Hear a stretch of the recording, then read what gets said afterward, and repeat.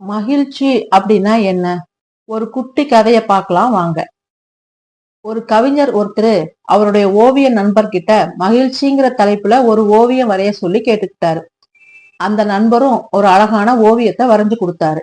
அந்த ஓவியம் எப்படி இருந்துச்சுன்னா, ஒரு வீட்ல படுக்கை அறையில இருக்கிற ஒரு கட்டல்ல ஒரு குடும்பம் ரொம்ப அமைதியா தூங்கிக்கிட்டு இருக்காங்க. அந்த வீடு எப்படி இருக்குதுன்னா ரொம்ப பாழடைஞ்சு இருக்கு.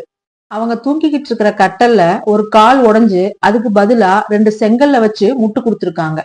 அந்த பாலடைஞ்ச வீட்டோட மேற்கூரையில இருந்து விழற மழை தண்ணி அவங்க மேல தெறிக்காம இருக்கிறதுக்கு ஒரு கொடைய வச்சு மறைச்சிருக்காங்க. அந்த வீட்டுல இருக்கிற நாய் கூட அதோட இடத்துல படுத்து ரொம்ப அமைதியா தூங்கிக்கிட்டு இருக்கு. இதுதான் அந்த ஓவியமா வரைஞ்சிருந்தாரு. அந்த ஓவியத்தை பார்த்து ரொம்ப சந்தோஷப்பட்ட அந்த கவிஞர் அதை உலக அளவிலான ஓவிய போட்டிக்கு அனுப்பி வச்சாரு. அதுதான் முதல் பரிசும் வாங்குச்சு.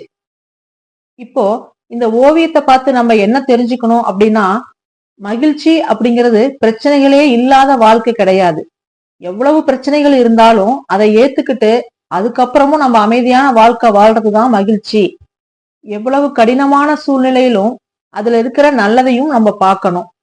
பிரச்சனைகளை மட்டுமே பார்த்து நம்ம பயந்து போயிடக்கூடாது. பிரச்சனைகளே இல்லாத மனிதன் ஒருத்தன் இந்த உலகத்துல இருக்கிறானான்னு கேட்டா இல்லைன்னு தான் சொல்லணும். பிரச்சனைகள் ஒவ்வொருத்தருக்கும் ஒவ்வொரு மாதிரியா இருக்கும். ஒருத்தருக்கு பொருளாதாரத்திலேயோ அல்லது உடல்நல குறைவோ, சரியான குடும்பம் அமையாமையோ பலவிதமான பிரச்சனைகள் இருக்கலாம். அந்த பிரச்சனையை நம்மளால தீர்க்க முடியும் அப்படின்னா அதுக்கு உடனே தீர்வு கண்டுபிடிக்கணும். நம்ம கட்டுப்பாட்டை மீறின நம்மளால தீர்வு கண்டுபிடிக்க முடியாத ஒரு விஷயத்தை பத்தி நம்ம கவலைப்பட்டுட்டு இருக்கிறதுனால ஒரு பிரயோஜனமும் இல்லை. பிரச்சனைகளே இல்லைன்னாதான் மகிழ்ச்சியா இருக்க முடியும் அப்படின்னா இந்த உலகத்துல யாராலையும் மகிழ்ச்சியா இருக்க முடியாது. ஒரு ஜோக்குக்கு நம்ம ஒரு தடவை தான் சிரிக்கிறோம். ஆனா ஒரு கவலையை மட்டும் எதுக்கு திரும்ப திரும்ப யோசிச்சு கவலைப்பட்டுக்கிட்டே இருக்கணும்?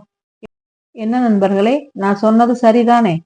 உங்களுக்கு எப்பெல்லாம் மனசு கஷ்டமா இருக்கோ அப்ப எல்லாம் இந்த ஓவியத்தை நினைச்சு பாருங்க. மனசு லேசாயிடும். நன்றி.